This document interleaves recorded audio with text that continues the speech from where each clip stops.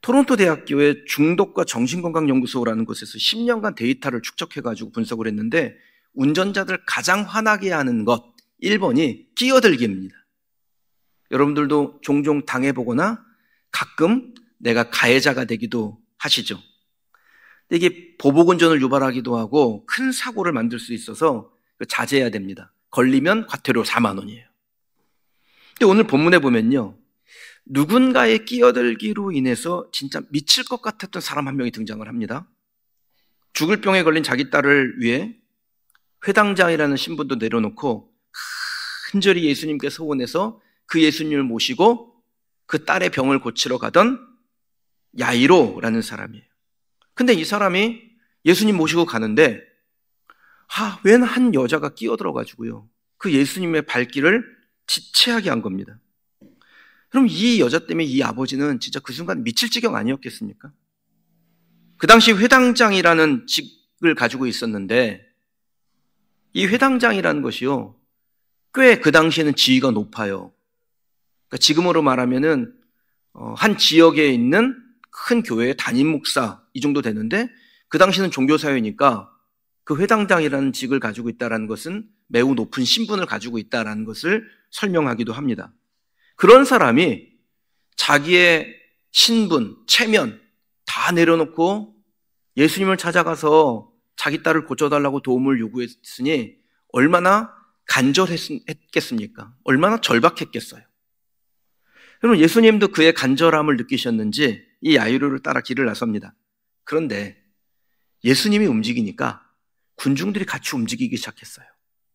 사람들의 심리가 다 그래요. 막 사람들이 많이 모여있거나 막 우르르 움직이거나 그러면 거기 대단히 좋은 거 있는 줄 알고 막 사람들이 줄 서기도 하고 따라 붙기도 하고 그러지 않습니까? 그 예수님이 움직일 때 사람들이 같이 움직이기 시작했어요. 그리고 무리가 이 예수님을 에워싸서 막 이리 밀고 저리 밀고 그런 일이 벌어졌습니다. 한시가 급한데 사람들 때문에 예수님이 이 진행하기가 어려운 거예요. 얼마나 야이로의 마음이 막 타들어갔겠습니까? 이러다가 아이가 죽기라도 하면 어떡하지? 이제 모든 것이 물거품이 될 텐데 막 답답한 마음이었을 겁니다. 자식일 일이라는 게 뭐 다 키워보신 부모님들 아시죠? 늘 부모의 마음에 답답하고 또 아쉽고 어떻게든 도움이 되고 싶고 간절하고 그게 부모의 마음 아니겠어요? 어떻게든지 예수님 모시고 빨리 좀 가보려고 하는데 사람들이 길을 막으니까 좀 비켜봐요, 좀 길 좀 열어봐요 소리를 지르면서 길을 트고 있는데 정말 짜증나는 일이 생긴 겁니다. 갑자기 길을 가던 예수님이 가던 길을 멈추고 예수님 옷자락을 만져서 뭐 치유를 받았다는 한 여인하고 대화를 나누기 시작하는 겁니다. 지금 급한 건 자기 딸이고 예수님이 이 길을 가는 이유도 자기 딸 때문에 가는 거잖아요. 근데 처음 보는 여자가 중간에 끼어들기를 해가지고 자기 병을 고쳤다고 예수님을 붙들고 울고불고 난리가 난 겁니다. 여러분이 야이로라면 감정이 어떠하시겠습니까? 급하신 것 같은데 먼저 좀 하세요. 좀 넉넉하게 천천히 하세요. 그러시겠어요? 그럼 이 야이로는 그때 감정 말할 것도 없어요. 몹시 분노하고 화가 났을 거예요. 거기 모인 모든 사람들이 이 예수님이 행하신 일과 병을 치료받고 회복된 이 여인 때문에 기뻐했을 텐데 정말 이 상황을 바라보는 단 한 사람 야이로는 기뻐할 수가 없죠. 자기 딸의 생사가 달린 일인데 아마 예수님과 이 여인에 대한 야속함이 있었을 겁니다. 갑자기 살겠다고 끼어들어서 자기 딸을 죽음으로 내몰고 있는 이 여자에 대한 분노가 당연히 있었겠죠. 성경은 그 당시의 상황을 아주 간략하게 설명을 하는데 전체적인 내용을 보면요, 예수님이 이 혈루증 앓던 여인을 만나고서 그녀와 대화를 나누고 꽤 오랜 시간을 거기에 지체한 것처럼 그 설명되어 있습니다. 그만큼 야이로의 마음은 타들어갔겠지요. 여러분, 그때 야이로에게 하늘 무너지는 소식이 전달이 됩니다. 그게 35절이에요. 아직 예수께서 말씀하실 때 아직 이 여인하고 말씀하고 있는 거예요. 회당장의 집에서 사람들이 와서 회당장에 이르되 당신의 딸이 죽었나이다. 어찌하여 선생을, 예수님이죠, 더 괴롭게 하나이까? 여러분, 이 여자 때문에 시간이 지체되는 동안에 그만 자기의 아이가 죽어버렸어요. 숨을 할딱할딱대며 이제 오시나 저제 오시나 기다리고 있던 이 아이가 죽었다라는 거예요. 여러분, 누구나 이 상황이 되면요, 이성을 잃지 않겠습니까? 야이로라고 그 순간에 감정이 달랐겠습니까? 보통의 경우 이러한 상황을 만나면 분노를 주체하지 못하게 되고 그 분노를 풀 대상을 찾죠. 누구겠어요? 중간에 끼어들기 위한 이 여인이죠. 그리고 그 여인에게 맞장구 쳐준 예수님에게 자기의 그 속상한 마음, 그 감정을 쏟아낼 수밖에 없습니다. 그런데 오늘 본문을 보면요, 이 상황을 설명하는 그 전체의 내용을 볼 때 조금 이상한 부분이 있어요. 지금 막 딸이 죽었는데 그 소식을 들은 야이로의 이 태도가 생각 밖으로 침착합니다. 거의 마음의 동요가 일어나지 않은 것처럼 야이로의 감정의 상태에 대한 설명이 나와 있지가 않습니다. 간략하게 설명하기 위해서 야이로의 감정 상태를 생략한 것일까요? 그렇지 않을 겁니다. 왜냐하면 이 야이로의 딸이 죽었다는 소식을 전하는 사람의 감정의 상태, 그리고 예수님이 야이로의 집에 들어갔을 때 거기서 울고 있는 사람들의 감정의 상태, 이런 것들은 비교적 생생하게 묘사가 되어 있어요. 그런데 진짜 감정이 상하고 통곡해야 될 야이로의 감정을 그냥 생략했다? 이렇게 보긴 어렵겠죠. 그럼 그렇다면 이 상황에서 야이로는 어떻게 자신의 감정을, 분명히 분노하고 화가 나는 감정이 있었을 텐데 그 감정을 통제할 수 있었느냐라는 겁니다. 성경은 어떻게 야이로가 그 감정을 통제하고 있었다라고 묘사하고 있냐라는 거예요. 그럼 우리도 살다 보면 이 야이로와 비슷한 상황을 만날 때가 있습니다. 자녀가 입시를 실패했다든지, 실직을 했다든지, 이혼했다든지, 질병을 만났다든지, 정신적인 문제가 있다든지, 여러 가지 위기의 상황들을 만날 수가 있죠. 여러분, 그때 그 위기의 상황에 어떻게 대응해야 합니까? 감정의 붕괴 상태인데 그 감정의 붕괴 상태에서 내가 어떻게 반응을 해야 되냐라는 거예요. 야이로에게서 해답을 한번 찾아보세요. 자, 이 야이로가 만난 상황은 매우 부정적이었죠. 죽어가는 자신 딸의 그 어려운 순간들을 늘 생각하며 갈 수밖에 없었고, 혹시 이 딸이 죽을까 봐 걱정했죠.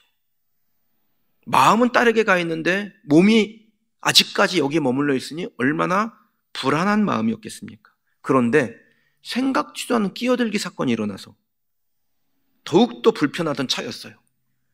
그러할 때 소식이 전해진 거예요. 그를 낙심시키기 충분하지 않습니까? 그런데 야이로는 그 낙심하고 자기의 분노한 감정을 그냥 그대로 쏟아낼 수도 있는 상황에서 전혀 감정의 동요를 보이지 않습니다. 어떻게 이겼을까요? 36절에 해답이 있어요. 36절 말씀입니다. 예수께서 그 하는 말을 곁에서 들으시고 회당장에게 이르시되 두려워하지 말고 믿기만 하라. 여러분, 해답 찾으셨습니까? 곁에서입니다. 최악의 상황에서도 안정을 찾은 최선의 방법이 무엇이냐? 곁에서예요. 누구 곁이요? 예수님 곁에서. 최악의 상황을 당한 야이로에게 지금 누가 곁에 있어요? 예수님이 곁에 계셔요. 코너에 몰린 것 같은 위기 상황에서 예수님이 야이로에게 하신 말씀이 뭡니까? 절망할 필요 없다. 희망을 가져라. 너희 곁엔 내가 있지 않냐. 두려워하지 말라. 믿기만 하라. 이 말씀을 하시는 예수님 곁에 있었기 때문에 자기의 그 분노와 원망의 감정을 통제할 수 있었다는 겁니다. 그럼 예수님께서 어떤 상황에서 이 말씀을 하시는지 유심히 보세요. 사람들이 이 말씀을 하시기 전에 야이로의 딸이 죽었다라는 소식을 전하면서 예수님에게 조롱 섞인 말을 건넵니다. 36절에 그 하는 말을 들으시고 라는 표현이 나오잖아요. 근데 그 하는 말이 뭐예요? 네 딸이 죽었다? 더 이상 선생님을 괴롭게 하지 마라. 마치 예수님을 조금 생각해서 말한 것 같은데 사실은 예수님을 매우 무시한 말이죠. 너희 딸이 죽었는데 예수님이라고 별일을 할 수 있냐? 괴롭게 하지 마라 라는 거예요. 살았어야 예수님이지 죽으면 예수님도 아무것도 못해. 지금 이 말을 예수님 들으라고 하는 겁니다.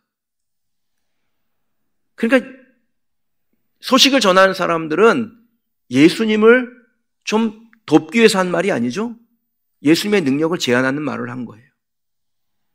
여러분, 딸의 죽음의 소식을 들은 야이로 정말 세상이 무너지는 것 같았습니다. 상식적으로 생각할 때 전하는 사람들의 말이 매우 합리적이지 않습니까? 죽었으면 끝난 거잖아요. 예수님도 살아있을 때야 예수님이지. 죽었는데 끝난 거 아닙니까?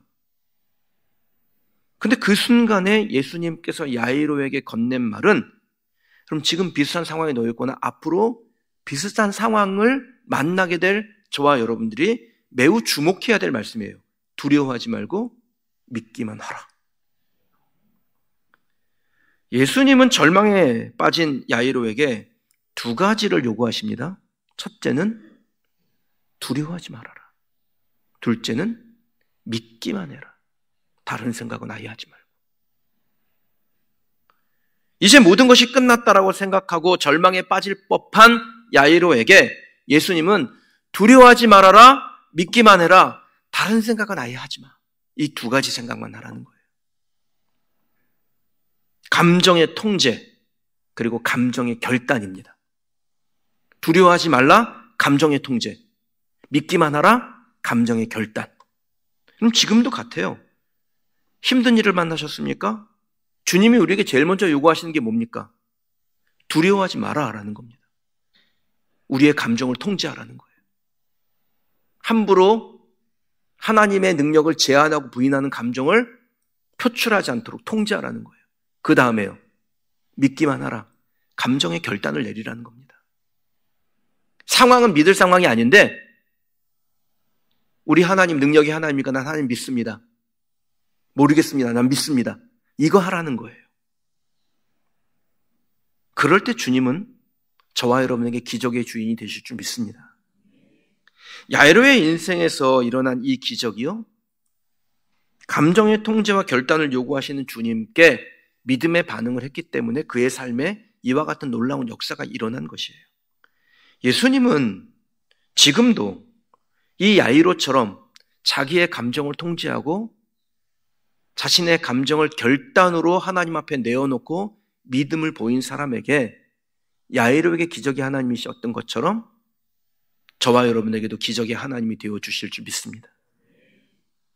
만약 야이로가 믿음을 요구하시는 예수님께 믿음의 반응을 하지 못하고 이쯤 됐으면 예수님 더 이상 하실 수 있는 게 없습니다. 여기서 그만하세요.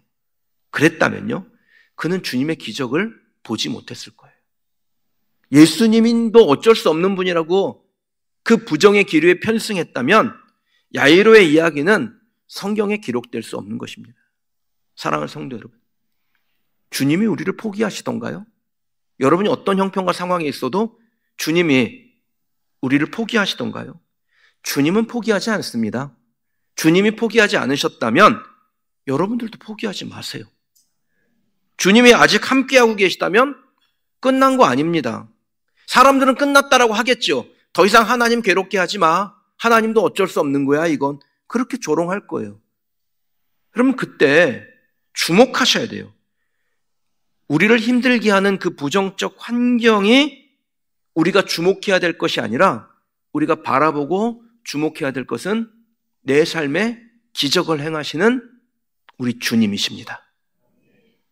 수시로 감정을 흔들어야 되는 그 상황 옆에서 믿음을 요구하시는 우리 주님께 아멘, 그렇습니다. 이 믿음의 고백을 하나님 앞에 올릴 때 저와 여러분들은 기적의 주인을 만나게 될 줄 믿습니다. 하나님 여호와 일이 하나님이죠. 여호와 일에게 뭐예요? 준비하신다라는 거예요. 근데 그 준비하신 하나님을 만나기 전까지는 뭘 준비하셨는지를 모릅니다. 극단적 절망적 상황에서도 감정 통제 잘해라, 두려워하지 마라, 내가 너와 함께한다, 그러니 믿기만 해라, 결단해야 해, 말씀하시는 주님을 따라가면 여호와 이레가 기다리고 있는 거예요. 그게 뭔지는 몰라요. 그러나 우리를 위하여 가장 완벽하게 철저하게 준비해 놓으신 하나님의 기적을 저와 여러분이 보게 될 줄 믿습니다. 사랑하는 성도 여러분, 여러분에게 절망의 순간이 올 수 있죠. 뭐 암이 올 수도 있고 경제적으로 어려운 상황이 있을 수도 있고 갑자기 감정적으로 힘들어서 우울증에 빠질 수도 있고 다양하게 위기가 옵니다. 근데 그때 하나님이 우리의 마음 가운데 새겨주시는 말씀, 두려워하지 말고 믿기만 하라.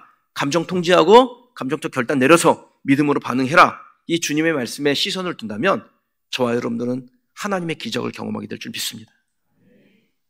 절망의 상황이고 감정적으로 무너진 상태에서 이 야이로가 주님의 말씀을 듣고 품었던 그 믿음, 저와 여러분도 품게 되기를 주님의 이름으로 축원합니다. 그래서 주님이 베푸신 기적을 경험하는 우리 사랑하는 성도들이 되기를 주의 이름으로 축원합니다. 지금까지 심리학이라는 학문의 최대 학문적 성과가 무엇이냐면 믿으면 믿는 대로 된다 이거예요. 이게 심리학의 최대 학문적 성과로 규정되어 있습니다. 세상 사람들이 이거 믿지요. 내가 믿으면 믿는 대로 된다. 내가 생각하면 그 생각한 대로 된다. 그럼 그리스도인은 이 말을 어떻게 받아들여야 될까요? 심리학의 최대 학문적 성과, 이거 사실 연구할 가치도 없는 거였어요. 왜냐하면 성경에 이미 다 기록되어 있습니다. 마태복음 15장 28절 내 믿음이 크도다 내 소원대로 되리라. 이거 학문적 언어로 바꾸면 뭡니까? 믿으면 믿는 대로 된다 아니에요? 마가복음 5장 34절 내 믿음이 너를 구원하였으니 평안히 가라. 내 믿음이 너를 구원하였으니 내가 믿었으니 구원받았다.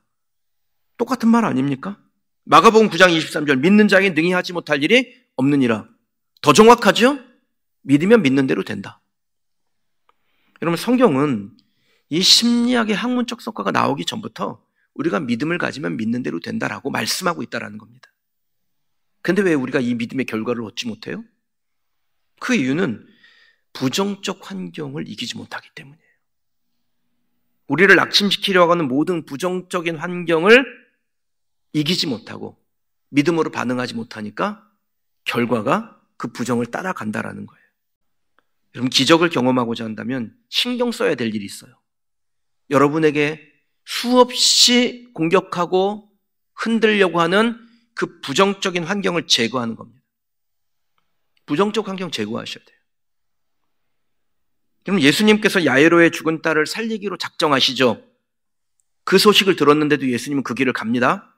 가시면서 제일 먼저 하신 일이 있어요. 부정적 환경을 제거하는 거예요. 39절 40절이에요.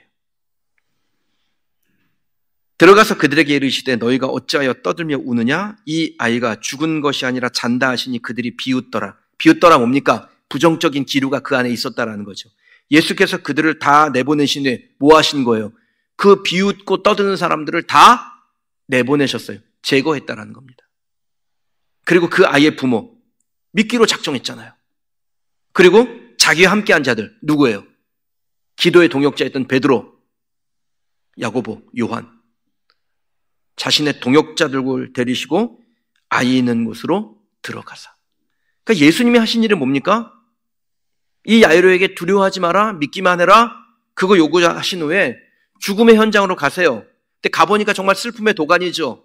사람들랑 울고불고 난리가 났어요. 유력한 종교 지도자의 아이가 죽었으니 뭐 사람들이 와가지고 많은 사람들이 와가지고 뭐 통곡을 했겠죠. 게다가 그 당시에는 돈을 주고 사람을 고용해서 곡을 하게 하는 관습이 있었어요. 우리나라도 그런 관습이 있었잖아요.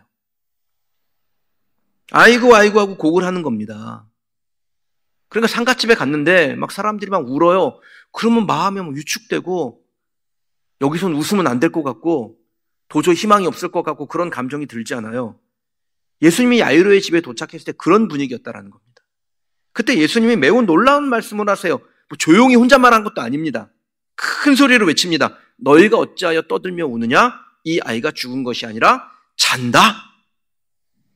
그럼 예수님의 말을 듣고 사람들이 무슨 반응을 했습니까? 성경이 이렇게 표현되어 있죠. 그들이 비웃더라. 예수님이 이 아이 죽은 거 아니다. 이 아이 잔다. 그 얘기는 뭐예요? 내가 살린다라는 겁니다. 그러니까 사람들이 비웃었다고요. 헬라어 성경은 이 말을 미완료 시제로 기록하고 있습니다. 그들이 예수님의 말씀을 그냥 한번 히 하고 비웃고 끝난 게 아니라 계속해서 비웃고 있었다라는 거예요. 그러자 예수님이 두 가지 행동을 합니다. 첫 번째 행동은 자신을 비웃는 사람들을 다 내보내셨어요. 여기 내보내다라는 말을 헬라어로 에크발론이라고 하는데 강압적으로 몰아냈다라는 뜻입니다. 예수님을 비웃는 사람들 다 나가, 썩 꺼져! 막 소리를 지르면서 그 자리에서 내쫓아 버리는 거예요. 그리고 두 번째 행동을 하시는데 자기와 함께한 사람과 그 안으로 들어가십니다. 여러분, 기적을 경험하는 매우 중요한 포인트입니다. 예수님은 하나님의 능력을 행하기 위해서 부정적인 환경을 자신의 눈에 보이지 않게 하셨어요. 이거 진짜 중요한 거예요. 여러분, 누군가에게 부정적인 얘기를 듣잖아요? 그러면 저게 거짓말이야 하면서도 계속 귓가에 남아요. 누가 여러분에게 되게 못생겼어 그러잖아요? 그럼 거울을 볼 때마다 내가 어디가 그렇지? 신경 쓴다니까요. 그러니까 예수님은 그 부정적인 환경을 눈에 보이지 않게 만든 거예요. 이게 첫 번째 포인트입니다. 두 번째 포인트는 긍정을 더욱더 풍성하게 만드는 환경을 조성하는 거예요. 그래서 예수님이 자기를 비웃는 사람들을 다 내보내시고 자기를 위해서 기도하고 응원해 줄 사람들을 데리고 그 현장으로 들어가시잖아요. 여러분, 이게 기적을 경험하는 포인트예요. 그러니 여러분이 하나님의 기적을 경험하기를 원하세요? 그러면 일단 나 자신이 부정적인 언어를 쓰면 안 되고 여러분에게 뭔가 부정적인 언어를 통해서 위축시키려고 하는 사람들하고 관계를 가지면 안 돼요. 그런 얘기를 하면 빨리 거기서 빠져나와야 돼요.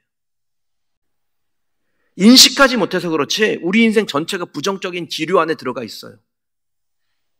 그러니까 대책 없이 그냥 내버려 두면 나는 할 수 없어, 하나님도 이건 못해, 이 상황으로 가게 됩니다. 여러분, 기적을 원하는 모든 성도는 예수님이 롤모델이셔야 됩니다. 예수님이 기적을 앞두고 무엇하세요? 부정적 환경을 떠납니다. 예수님이 떠나신 부정적 환경이라면 우리들도 당연히 떠나야죠. 그 부정적 환경이 제거될 때 새로운 용기를 얻을 수 있고 에너지가 생기고 믿음의 결단으로 나아갈 수 있는 겁니다. 그리고 그 부정적 환경이 제거되고 우리의 믿음을 하나님 앞에 증명하는 긍정적 환경으로 내가 들어가겠습니다는 결단을 하면 하나님께서 우리에게 기적의 순간들을 맞게 하실 줄 믿습니다. 사랑하는 성도 여러분, 하여튼 모든 여러분에게 위기의 순간이 딱 닥치면 그때 정신 바짝 차려야 됩니다. 무엇 하셔야 되냐면 예수님처럼 대응하는 거예요. 우리를 두렵게 하는 모든 감정을 통제. 그래서 입 밖으로 끄집어내지 마세요. 부정적인 이야기를 입 밖으로 끄집어내면 여러분이 제일 먼저 들어요. 다른 사람이 말하는 것도 끊어내야 되지만 내가 말하면 내가 제일 먼저 들어요. 그리고 예수님처럼 그 부정적인 환경을 제거하셨다면 긍정적 환경을 조성하셔야 됩니다. 이 두 가지 포인트 잘 기억하시기 바랍니다. 이걸 지킬 때 기적의 주인을 만납니다. 복된 인생 됩니다. 형통한 사람이 될 줄 믿습니다. 하나님께서 우리에게 주신 기적의 주님을 만나는 방식, 이 방식이 저와 여러분의 가슴에 깊이 남아서 이 말씀대로 살아가는 우리 성도들이 되시길 주님의 이름으로 축원합니다.